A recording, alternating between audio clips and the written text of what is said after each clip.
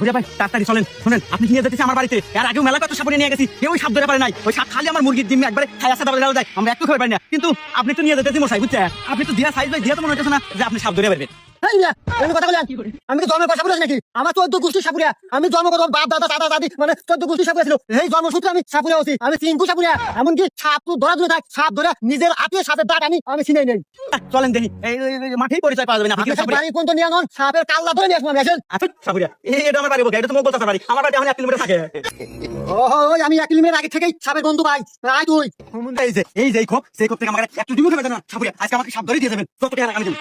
হ্যাঁ, আমি আগেই জানতাম এই জায়গায় বড় সাপ থাকে এবং নাগিন থাকে, সাথে সাপের সাপ বংশ থাকে। বন্ধু আগে থেকেই পাচ্ছি, 1 কিলোমিটার আগে থেকেই পাচ্ছি। তুই টিয়া নিয়ে যা, সাপের মাথা আমি নিজের হাত দিয়ে ধরে টান দিয়ে নিয়ে আসবো। দেখ আমি কি করি।